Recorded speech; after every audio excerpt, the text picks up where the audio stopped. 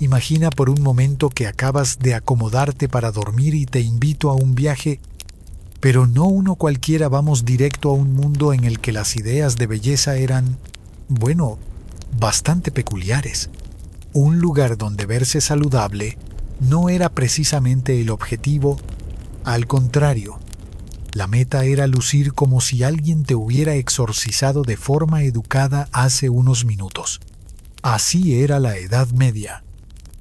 En nuestros tiempos, un buen bronceado puede asociarse con vacaciones, depot, paseos al aire libre, pero en el medievo era todo lo contrario. Piel bronceada equivalía a trabajar bajo el sol, lo que a su vez implicaba que eras pobre, que hacías trabajos manuales y, por lo tanto, que no encajabas con el ideal de belleza. Lo verdaderamente elegante era tener la piel tan clara que pareciera que llevabas meses sin ver la luz del día. Una palidez extrema era una declaración silenciosa de estatus. Soy lo suficientemente adinerado como para no tener que salir al campo a hacer nada. Y no hablamos de un tono marfil suave, sino de un blanco tan traslúcido que las venas parecían pintadas, como si tu piel estuviera a punto de romperse o como si hubieras tenido un encuentro cercano con un fantasma. El problema era que la naturaleza rara vez otorgaba semejante bendición sin algo de ayuda, y ahí entraban los trucos. El arte de envenenarse por moda. Las damas y algunos caballeros también recurrían a polvos blanquecinos hechos con plomo. Sí, plomo. El mismo material que hoy sellamos para evitar intoxicaciones. En esa época se consideraba la última novedad en cosmética, el resultado un acabado mate y uniforme, perfecto para aparentar fragilidad y para arruinar lentamente tu salud. Con el tiempo, la piel podía agrietarse, llenarse de llagas o caerse a trozos. Pero, oye, todo sea por verse aristocrático. No era el único método. Algunas personas se colocaban paños empapados en vinagre para blanquear la piel, mientras que otras aplicaban mezclas de claras de huevo y perlas trituradas, que dejaban la cara rígida como una tortilla vieja. Incluso había quienes pintaban finas líneas azules en brazos y pecho para simular delicadeza vascular. En la poesía de la época, las mujeres eran descritas como blancas como la leche o pálidas como la nieve, lo que era básicamente un elogio a parecer lista para desmayarte en cualquier momento. En definitiva, más que una moda, era un símbolo social si podías permitirte ser frágil y no trabajar. Estabas ganando rutinas de belleza con efectos secundarios letales. El maquillaje de plomo se fabricaba dejando corroer el metal con vinagre hasta formar una costra blanca, que luego se molía y aplicaba sobre el rostro. Algunas añadían pigmentos con mercurio para dar un toque de color, o polvo de tiza para prolongar el efecto M0. Como toque final, una fina capa de clara de huevo para dar brillo. Era un ritual de belleza que bien podría describirse como una lenta guerra química contra tu propio cuerpo. Los efectos secundarios iban desde fatiga crónica y pérdida de cabello hasta muerte prematura. Pero entre la posibilidad de morir lentamente o ser confundida con una campesina, muchas nobles elegían el camino elegante hacia la tumba. Cuando la frente era el centro de atención entre todas las rarezas medievales, pocas fueron tan literales como la obsesión por las frentes amplias. No era solo cuestión de despejar el rostro. Las frentes altas se asociaban con inteligencia, nobleza y un aire divino. La moda llegó a tal punto que se eliminaban las cejas por completo y a veces incluso parte del cabello del cuero cabelludo. Para ganar centímetros extra de frente, las técnicas eran, como poco, incómodas, desde pinzas y paños calientes, hasta ungüentos depilatorios hechos con ingredientes poco amables como cal viva, estiércol de gato o sanguijuelas empapadas en vinagre. Todo para obtener una superficie lisa y despejada, digna de un retrato renacentista. Los tocados de moda ayudaban a acentuar este efecto. Los velos ajustados, las cofias y, más adelante, los célebres sombreros cónicos tipo Henning empujaban visualmente la línea del cabello hacia atrás o tapaban la zona donde alguna vez hubo cejas. Las pinturas y poemas de la época no dejaban dudas, una frente amplia y pálida era sinónimo de refinamiento. Si hoy en día las cejas son protagonistas en redes sociales y tutoriales de maquillaje, en el siglo XIV eran todo lo contrario, un estorbo. La moda dictaba que, para que una frente amplia luciera en todo su esplendor, había que eliminar cualquier rastro de vello. Las cejas eran vistas como maleza que interrumpía la armonía del rostro, así que muchas mujeres y algunos hombres cercanos a la corte las reducían hasta casi borrarlas, o las eliminaban por completo. El método no era precisamente delicado, las pinzas eran la opción más habitual, pero quienes buscaban resultados más permanentes recurrían a piedra pómez, ceras calientes o mezclas corrosivas con cal, vinagre e incluso arsénico. Sí, arsénico, porque en aquella época el peligro era un precio aceptable por la estética. En los retratos de la época, los rostros sin cejas transmiten serenidad o cierta expresión de extraterrestre. Dependiendo de la luz, la ausencia total de vello en la parte superior del rostro reforzaba la idea de pureza y refinamiento, aunque en algunas regiones de Europa se toleraban cejas finas o arqueadas, sobre todo bajo influencia bizantina o de Oriente Medio. La norma general era clara: si la gente notaba tus cejas, ibas en contra de la moda. Rubor, pero sin que se note, en un mundo que veneraba la palidez extrema, un leve toque de color en las mejillas era como un susurro de vida, siempre y cuando no pareciera maquillaje evidente. El ideal era un rubor tan discreto que cualquiera pudiera creer que venía de escuchar un poema ligeramente indecoroso o de un paseo breve al aire libre. Pero había un problema: la iglesia vigilaba de cerca cualquier signo de vanidad. Usar maquillaje podía considerarse un pecado, sobre todo si se percibía como un intento de seducción. Sin embargo, la nobleza encontraba maneras de esquivar las críticas. Entre los trucos más comunes estaban frotar suavemente las mejillas para estimular la circulación o aplicar jugos naturales de remolacha, fresas o moras. Algunas recurrían a pigmentos más peligrosos, como el cinabrio o el plomo rojo, que daban un tono vivo pero podían envenenar lentamente.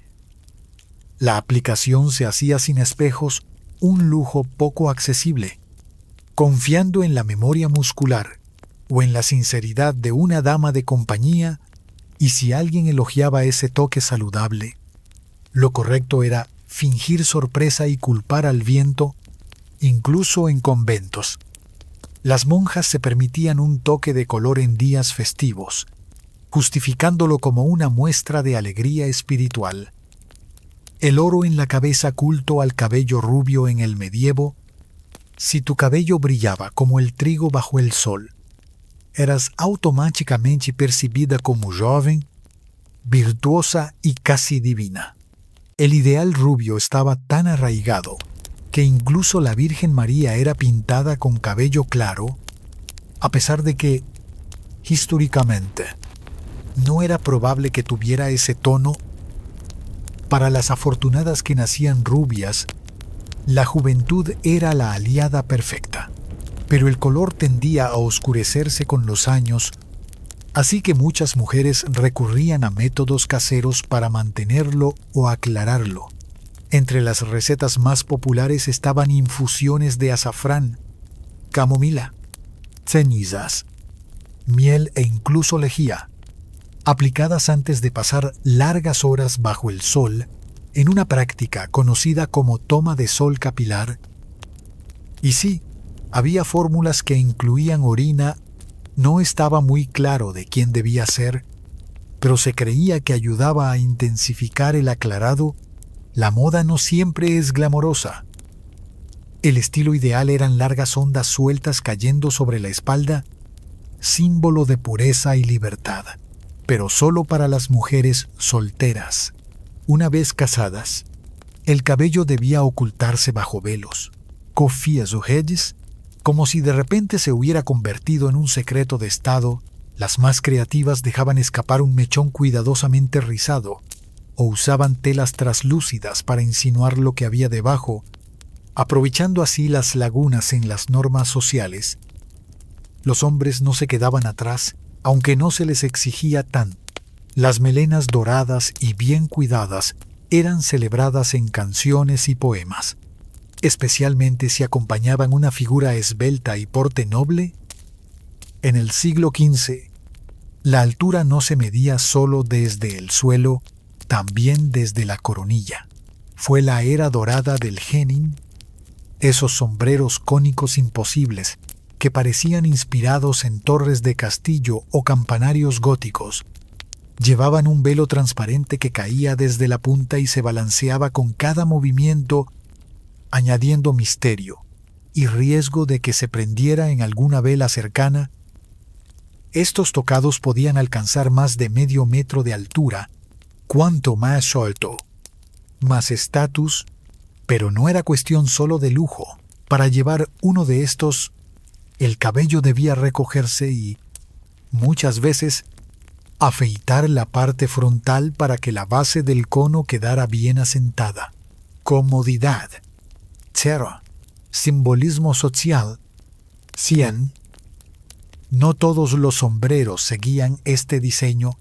Algunos tenían forma de corazón, con dos grandes curvas a los lados de la cabeza, o desplegaban velos como alas de mariposa. Las mujeres comunes, por supuesto, se conformaban con cofias sencillas o gorros de lino, más prácticos y menos peligrosos. La Iglesia y los moralistas no veían con buenos ojos tanta ostentación, advirtiendo que era señal de vanidad y exceso, pero, como suele ocurrir, la moda sobrevivía a las críticas. Entre tanto, los hombres apostaban por capuchas con bordes de piel, sombreros adornados con plumas y zapatos puntiagudos que parecían diseñados para pisar lo menos posible. Cuerpos delicados, almas etéreas. En cuanto a la figura femenina ideal, la moda medieval buscaba un cuerpo delgado, de hombros suaves y cintura estrecha, con una apariencia casi frágil. La idea no era lucir atlética ni musculosa, porque eso sugería trabajo físico. El objetivo era proyectar delicadeza, como si la vida consistiera en beber infusiones y leer poesía junto a una ventana. Los vestidos solían ajustarse justo debajo del busto, alargando visualmente el torso y dando la sensación de mayor altura. Para realzar aún más la silueta, se utilizaban cintas o prendas interiores ajustadas, precursoras de los corsés. Sin embargo, tampoco se buscaba la extrema delgadez. Una ligera redondez en caderas o rostro indicaba salud y fertilidad, cualidades muy apreciadas en una época de enfermedades y hambrunas. La alimentación recomendada en manuales de la época no sonaba muy apetecible. Infusiones de hinojo para la digestión, pétalos de rosa para el aliento y algo de carne, siempre que aún tuviera plumas, como muestra de frescura. En el caso masculino, la imagen deseada era la de un hombre esbelto, de hombros anchos y porte erguido, lo bastante fuerte para blandir una espada, pero lo suficientemente refinado para que nadie lo confundiera con un trabajador del campo. El lenguaje silencioso de los ojos en la Edad Media. Los ojos eran considerados el alma en miniatura. El ideal era tenerlos grandes, claros y expresivos, capaces de transmitir virtud y melancolía a la vez. Los poetas los describían como espejos del cielo o perlas humedecidas por el rocío en el norte de Europa. Los ojos azules o grises se asociaban con inocencia y pureza. En el sur, los oscuros tenían un atractivo profundo y noble. Para realzarlos, algunas mujeres aplicaban polvo negro hecho de hollín o carbón molido alrededor de las pestañas. Aunque el riesgo de irritación era alto, otras simplemente jugaban con la iluminación. Situarse cerca de una vela podía hacer que el iris pareciera más brillante, mientras que mirar hacia abajo, con las pestañas medio cerradas, transmitía recato. La mirada demasiado directa podía considerarse provocativa o descarada. En cambio, una breve elevación de los ojos, como un destello de atención fugaz, era vista como un gesto refinado. Incluso las lágrimas tenían buena prensa. Un leve brillo húmedo podía interpretarse como sensibilidad espiritual o devoción. En las canciones de trovadores se hablaba de labios como pétalos y sonrisas encantadoras, pero casi nunca se mencionaba qué pasaba cuando esos labios se abrían para hablar. No era casualidad. La higiene dental medieval dejaba mucho que desear y, aunque tener buen aliento era apreciado, no había muchas herramientas para lograrlo. ¿Cómo mantener la boca presentable? Más o menos, las mujeres y algunos hombres mascaban hierbas como perejil, semillas de hinojo, clavos de olor o ramas de canela, más para suavizar el aliento que para limpiar realmente los dientes. También se usaban enjuagues con vinagre, sauvilla o mirra, pero eran lujos reservados a quienes podían pagarlos. Cepillos de dientes como los conocemos no existían. En su lugar se usaban paños para frotar, polvos de tiza o pequeños palillos fibrosos conocidos como chew sticks, que servían tanto para cepillarse como para entretenerse mientras alguien recitaba poesía. Las sonrisas amplias eran raras, no por falta de alegría, sino porque enseñar los dientes podía delatar caries, manchas o piezas faltantes.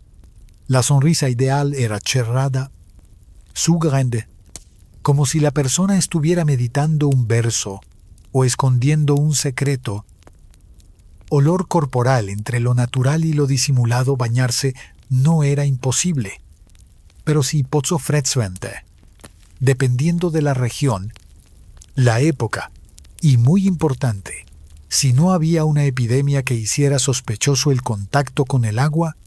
En ciudades con baños públicos, estos podían servir tanto para asearse como para socializar, hasta que la Iglesia empezó a asociarlos con inmoralidad y se cerraron muchos para el día a día.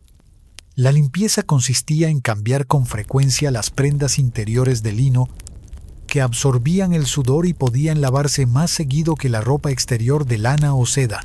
Para mejorar el aroma, se usaban bolsitas con hierbas aromáticas cosidas a la ropa, o pequeños recipientes llamados pomanders, esferas perforadas llenas de especias, flores secas o resinas fragantes. Llevaban colgando del cinturón o en la mano, y no solo perfumaban al portador, también servían para filtrar el aire que respiraban. En un tiempo en que los malos olores se creían portadores de enfermedades, el cabello también podía perfumarse con aguas de rosas o infusiones de hierbas. Aunque el olor a humo de chimenea y a cocina era prácticamente imposible de evitar, secarse sin mojarse, cuando bañarse no era opción. Se practicaba el baño seco, frotarse con paños, aplicar polvos aromáticos sobre la piel o rociarse con agua perfumada para refrescarse. No quitaba la suciedad, pero mejoraba la presentación o al menos la ilusión de limpieza. Belleza como virtud y riesgo. En la mentalidad medieval, la belleza no era solo cuestión de estética, sino también de moral.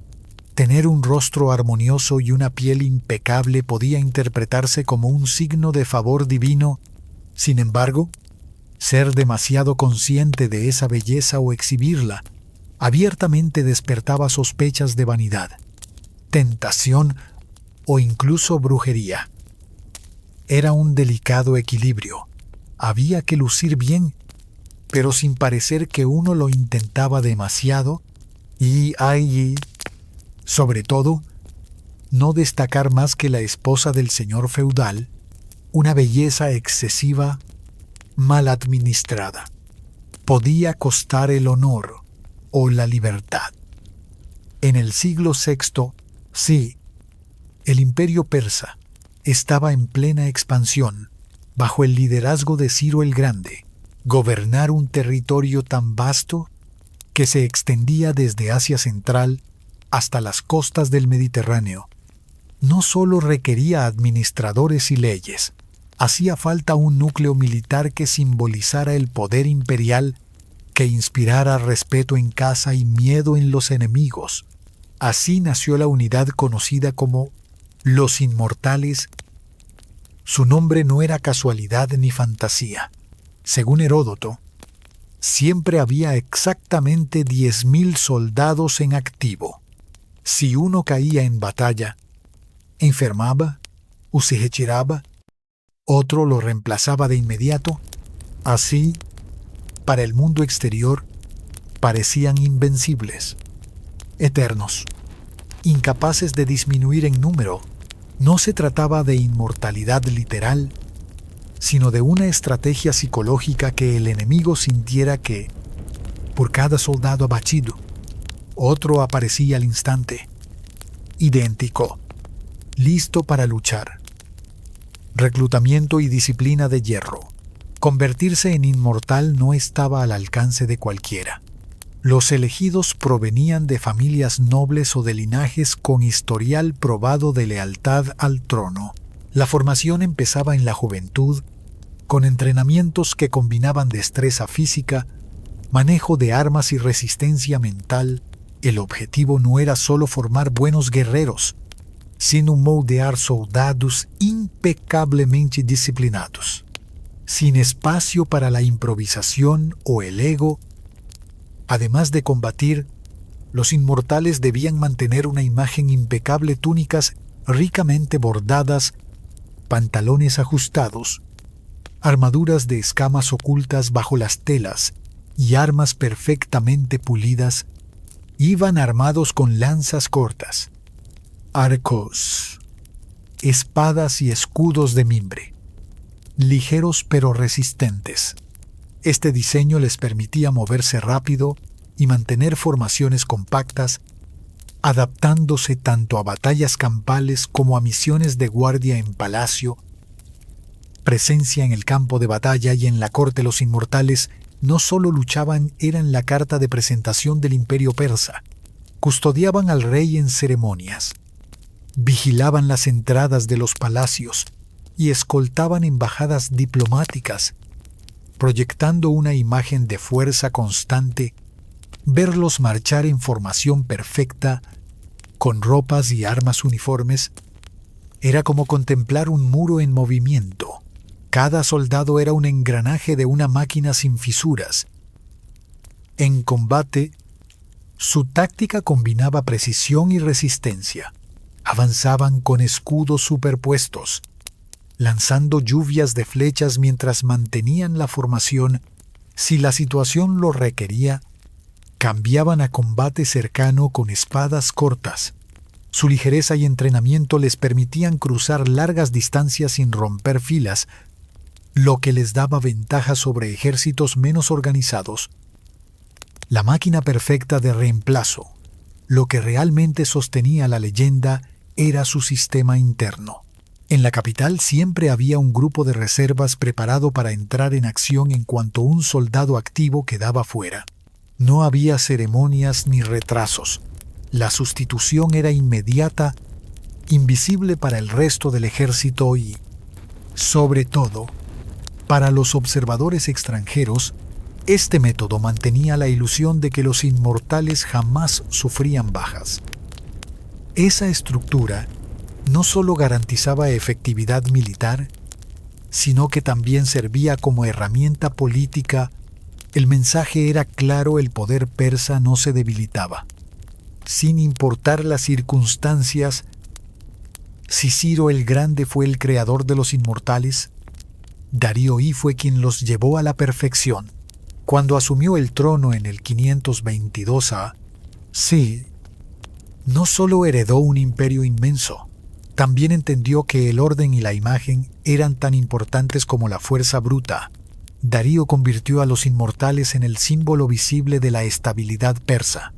Los hacía desfilar en festivales, aparecer en ceremonias reales y mostrarse como una fuerza siempre presente, siempre igual. Bajo su mando, su función no se limitaba a ser una guardia de élite. Se entrenaban para múltiples escenarios: combate a distancia con arcos, lucha cuerpo a cuerpo, asedios y misiones para sofocar rebeliones, y en ese papel de mano derecha del rey, no solo castigaban la insurrección, la prevenían. Su mera presencia en una ciudad podía desanimar cualquier intento de sublevación. Jerjes y la marcha hacia Grecia con Jerjes I, hijo de Darío. Llegó el momento de poner a prueba a los inmortales contra un enemigo que no se dejaba impresionar fácilmente: las polis griegas. En el año 480 a.C., el gran ejército persa marchó hacia Grecia en una de las campañas más ambiciosas de la antigüedad. Entre las tropas, como vanguardia y guardia personal del rey, iban los inmortales. Los griegos ya habían escuchado rumores de ellos: 10.000 soldados que nunca mueren, idénticos entre sí, disciplinados hasta lo imposible. Su sola mención era suficiente para sembrar inquietud. Pero en el estrecho paso de las Termópilas, su mito se encontró con un obstáculo inesperado. La prueba del estrecho paso, las Termópilas, eran un lugar perfecto para defender un pasillo de tierra entre la montaña y el mar. Oli, el rey espartano Leónidas, y unos pocos miles de griegos, incluidos los famosos 300 espartanos, plantaron cara al ejército de Jerjes.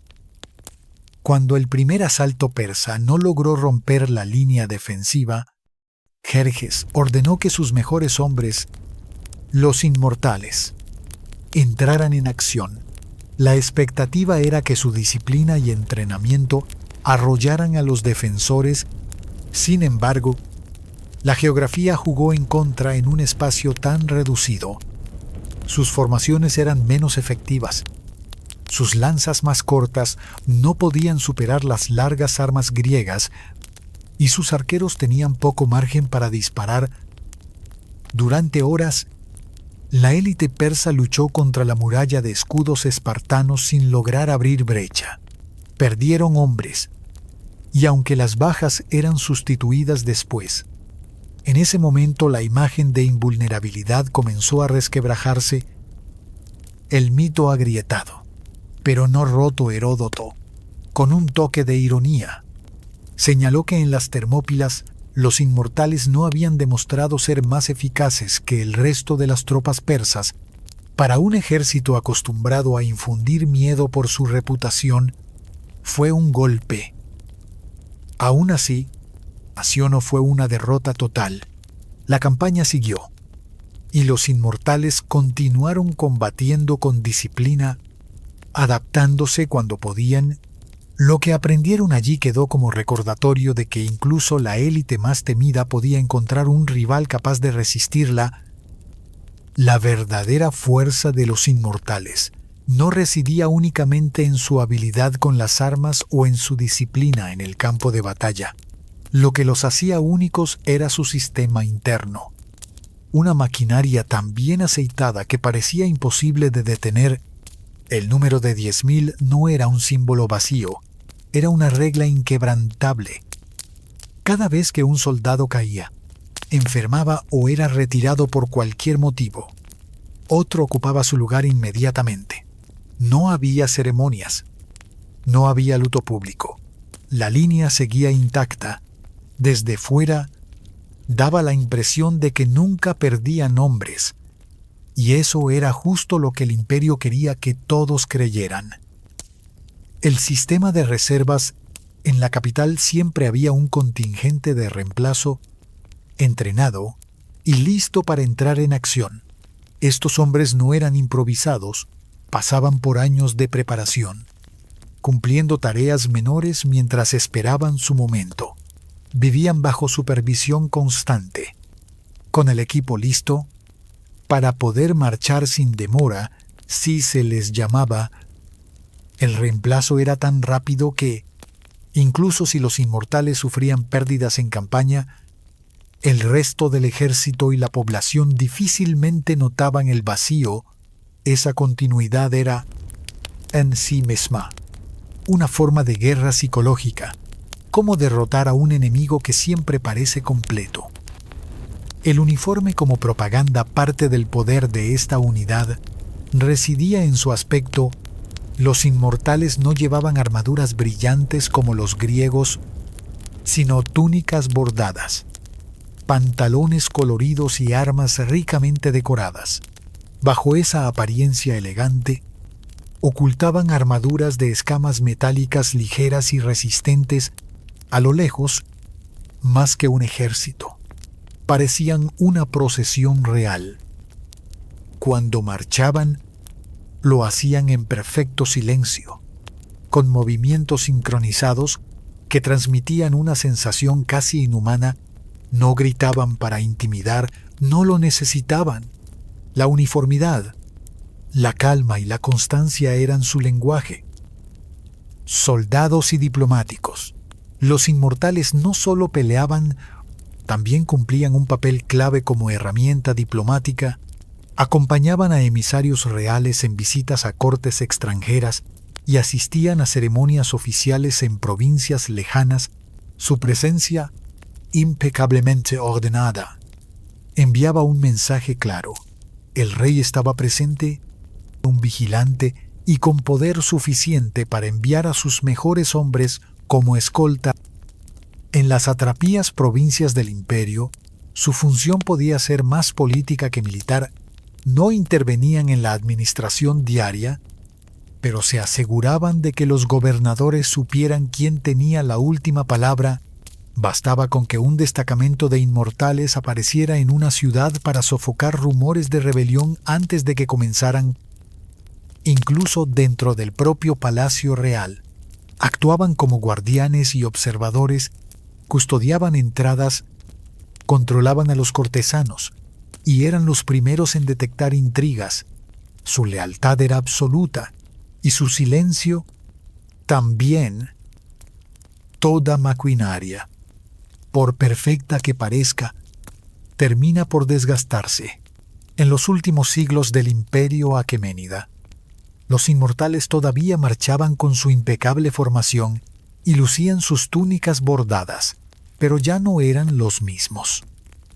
El problema no llegó de golpe, sino como una filtración lenta. El reclutamiento dejó de basarse exclusivamente en mérito y disciplina.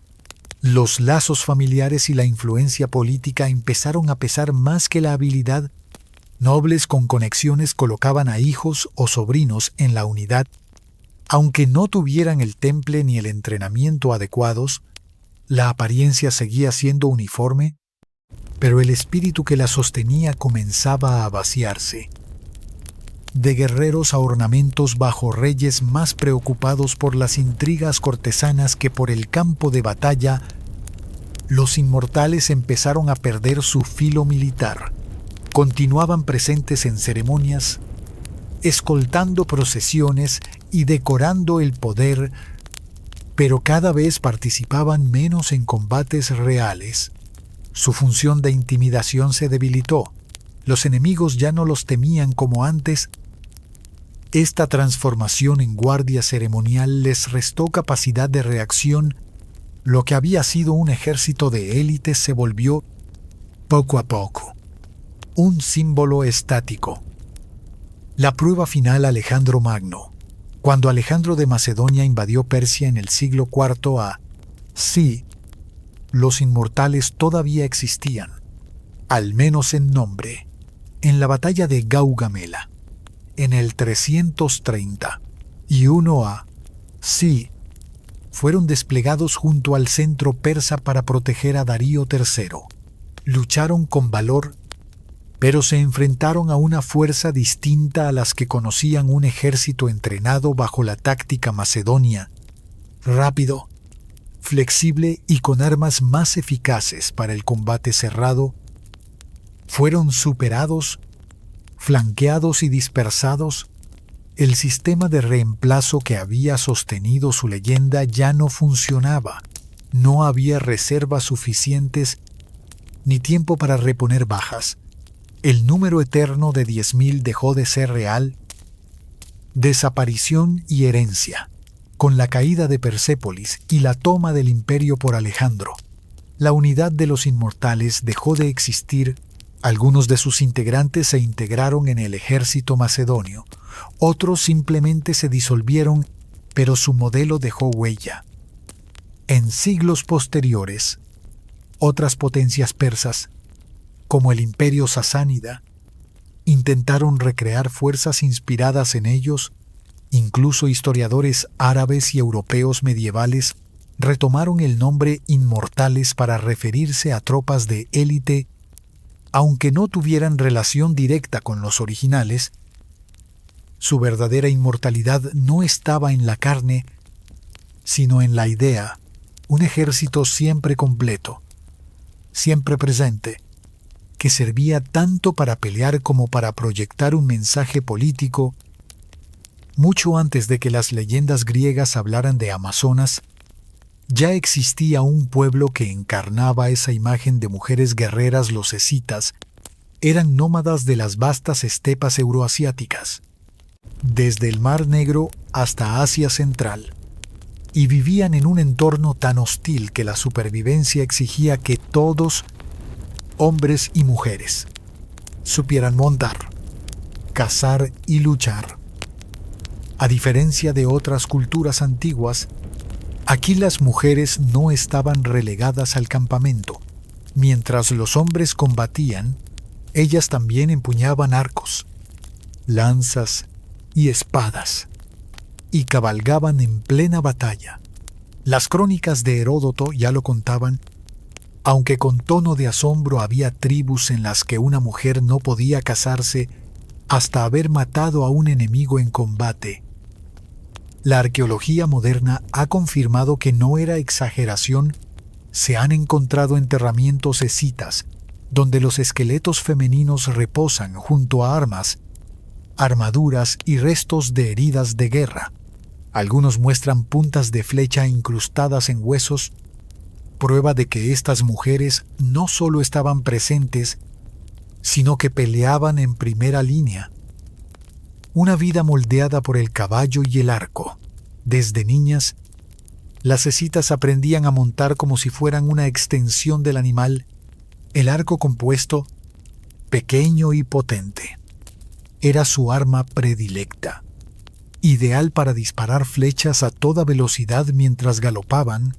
Vestían pantalones de cuero y túnicas similares a las de los hombres, lo que las hacía indistinguibles en plena refriega.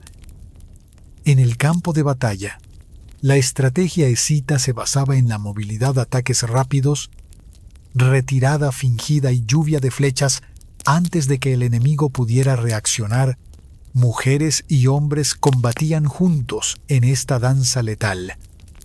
Fuera de la guerra, cumplían roles tradicionales de su cultura, pero eso no les restaba autoridad ni respeto.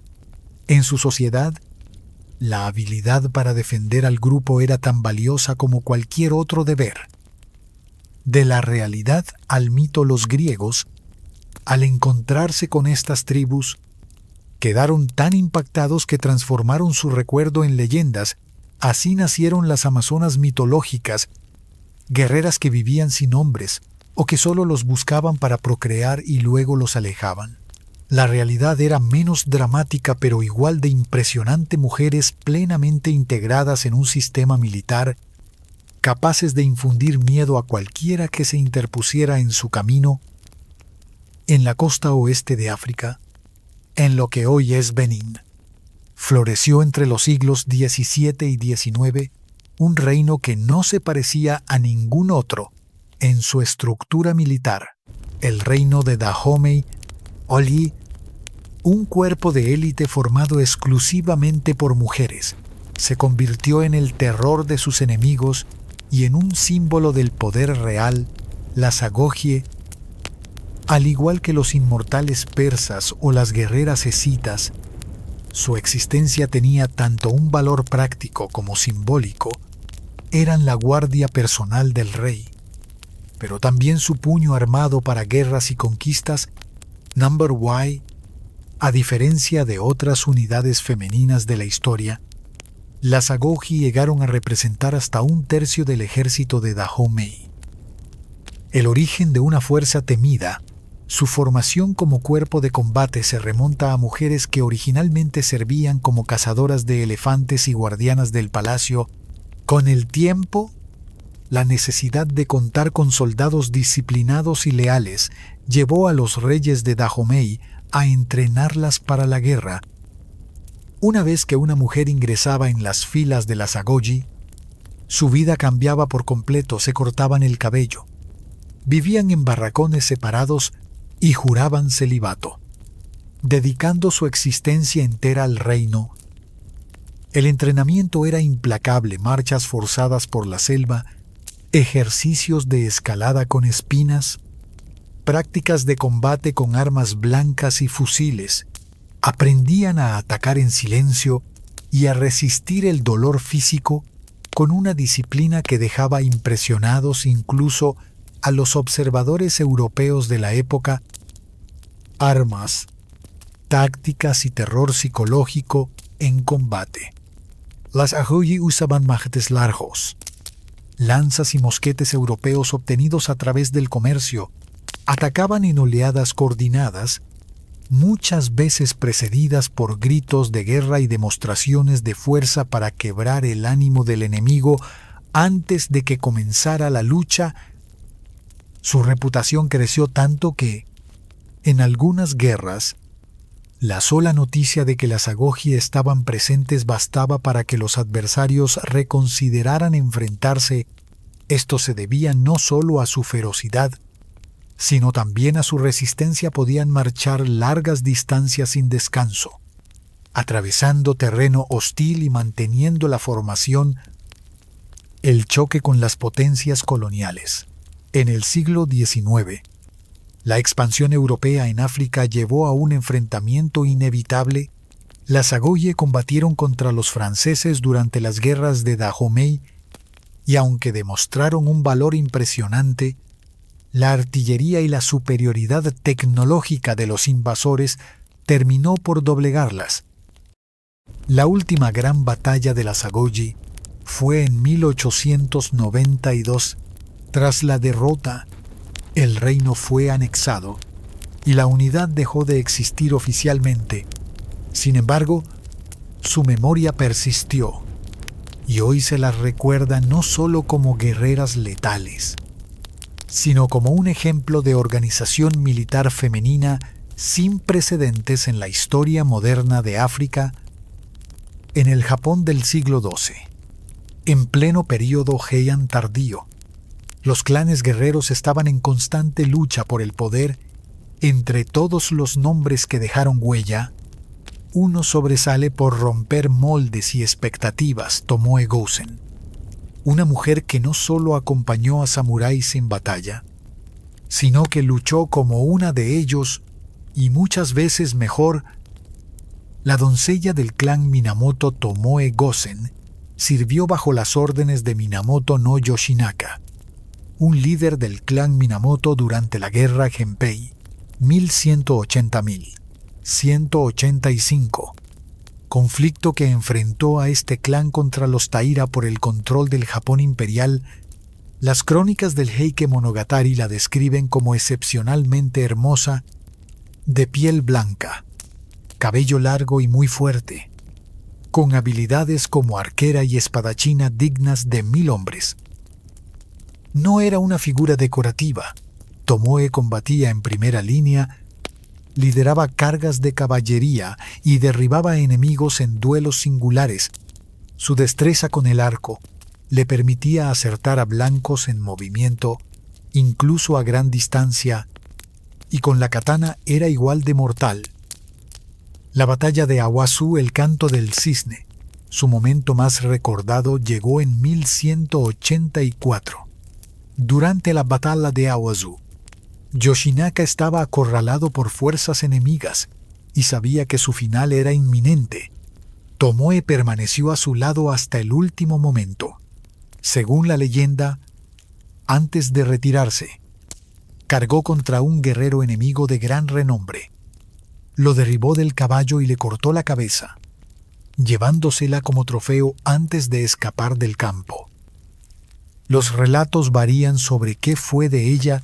Después algunos dicen que fue capturada y obligada a convertirse en concubina.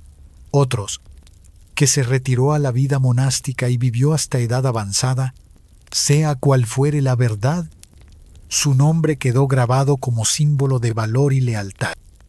Más que una excepción, Tomoe no fue la única mujer en la historia samurái que luchó, pero sí la que más resonancia alcanzó.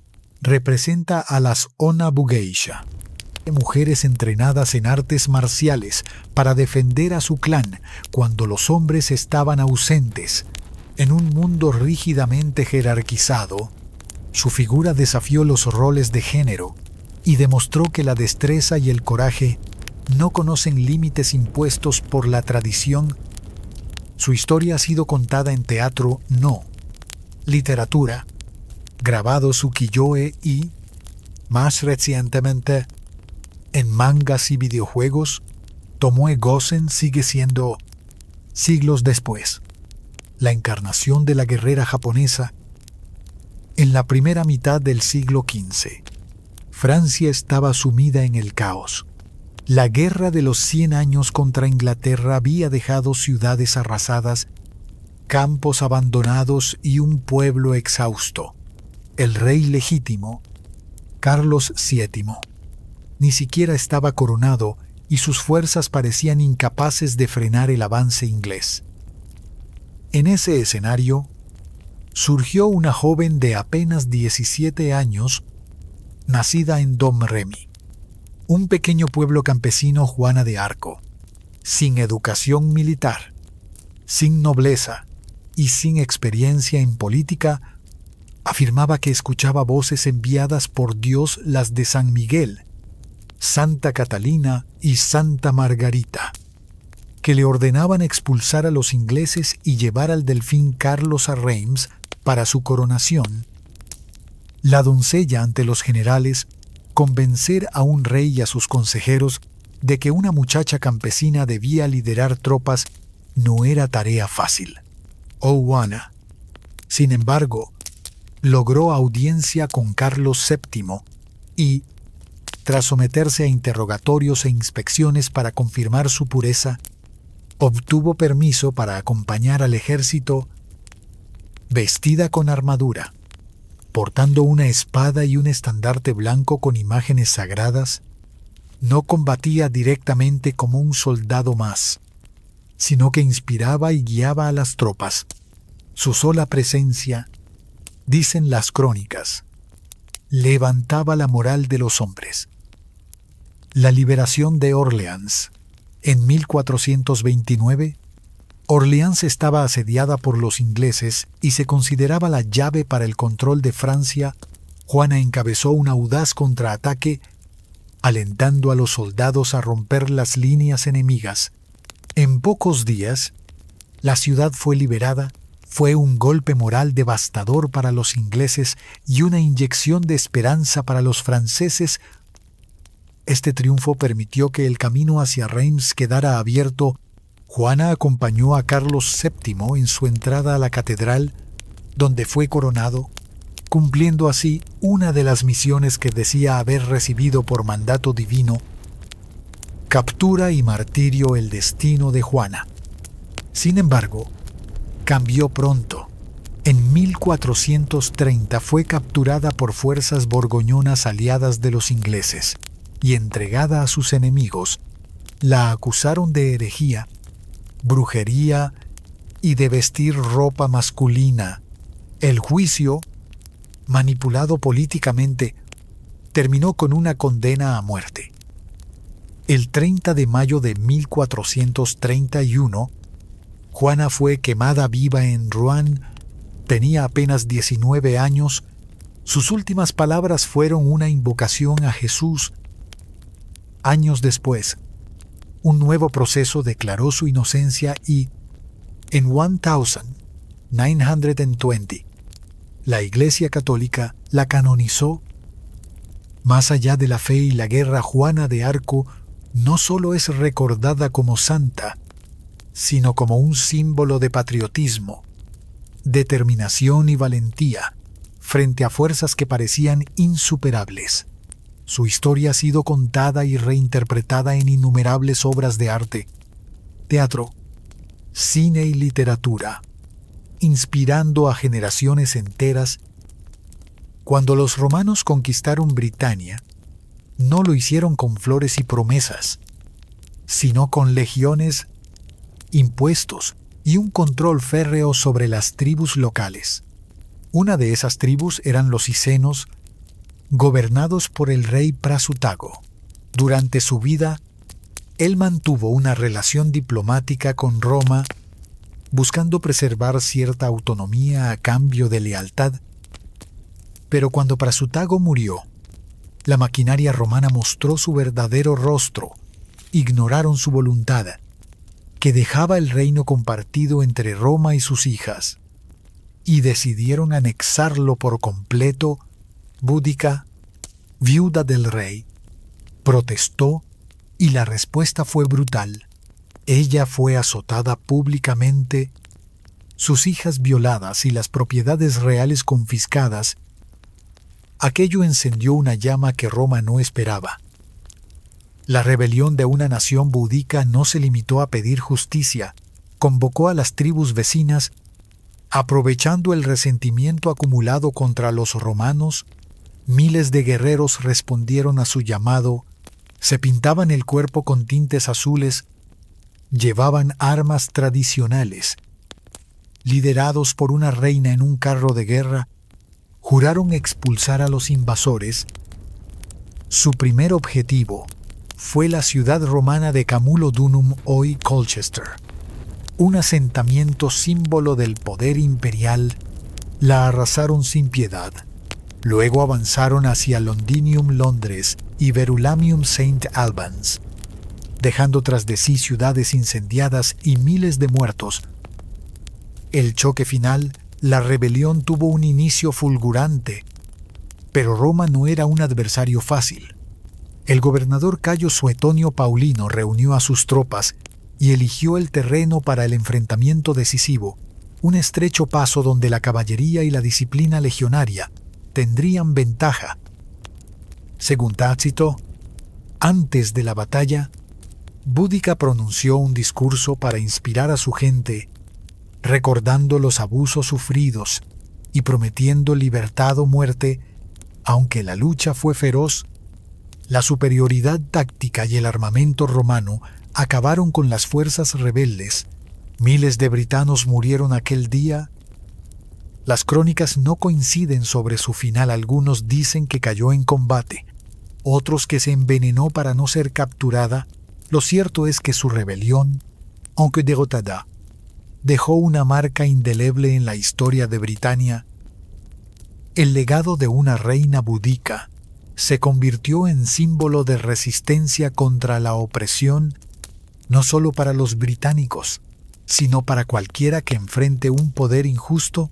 En Londres, cerca del Parlamento, hay una estatua suya sobre un carro de guerra, recordando que incluso frente a un imperio, la voz y el coraje de una mujer pueden hacer temblar al mundo. En el territorio que hoy conocemos como Angola, dos reinos destacaban Ndongo y Matamba. Nzinga nació como princesa de Ndongo en 1583, en un tiempo en que Portugal intentaba expandir su dominio en la región, capturando esclavos y tomando tierras para fortalecer su imperio colonial. Desde joven, Nzinga mostró un carácter firme y una inteligencia fuera de lo común. Aprendió varios idiomas, entre ellos el portugués, y se entrenó en las artes de la guerra y la diplomacia.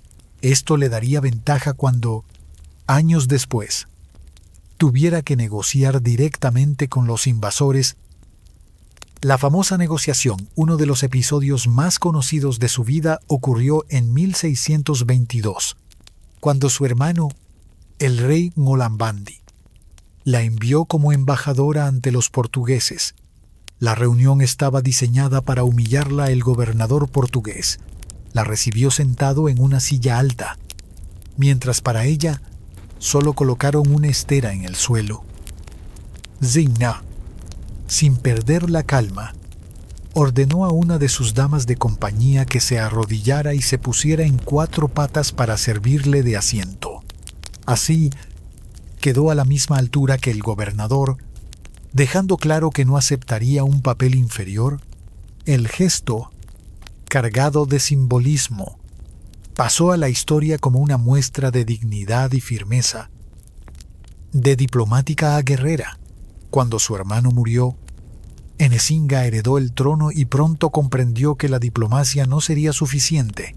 Formó alianzas con otros pueblos, se convirtió al cristianismo para facilitar acuerdos tomando el nombre de Ana de Sousa y entrenó ejércitos capaces de enfrentarse a las fuerzas lusas.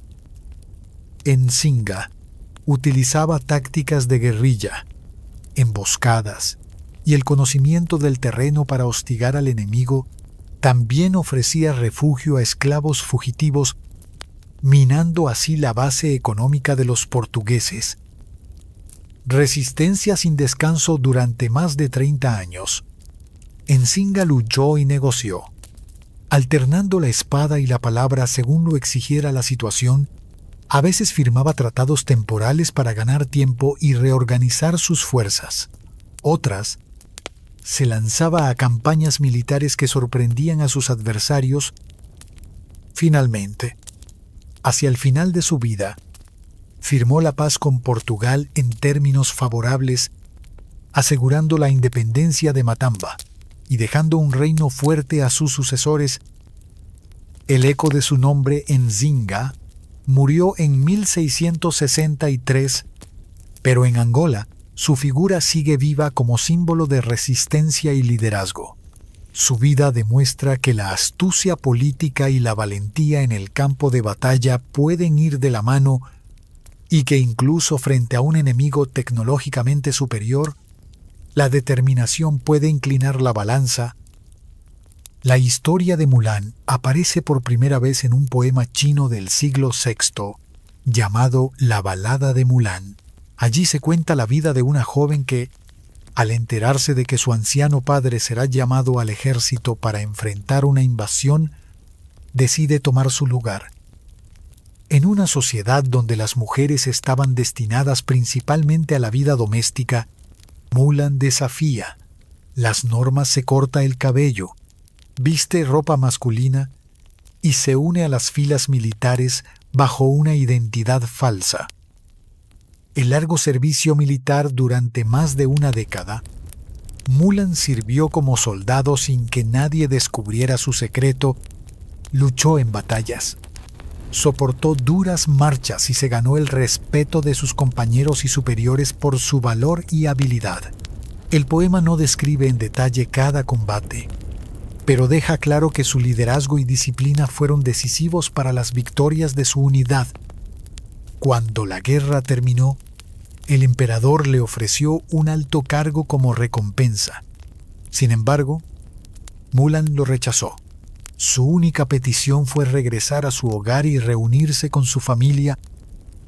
La revelación al llegar se quitó la armadura y volvió a vestir las ropas tradicionales femeninas. Cuando sus antiguos compañeros fueron a visitarla y descubrieron la verdad, quedaron asombrados. Habían compartido años de servicio con Mulan, sin imaginar que luchaba a su lado una mujer. El mensaje del poema es claro: el valor y la capacidad no dependen del género. Mulan había cumplido con su deber y protegido el honor de su familia sin buscar gloria personal. Entre mito y realidad, historiadores debaten si Mulan fue un personaje real o completamente legendario. Es posible que su figura esté inspirada en mujeres que, en distintas épocas, participaron en la defensa de China. Sea como fuere, su historia ha trascendido fronteras, adaptándose en óperas, películas y libros. Lo importante es que Mulan representa el coraje de romper con lo establecido, la lealtad hacia los seres queridos y la idea de que la identidad no limita la capacidad de servir y proteger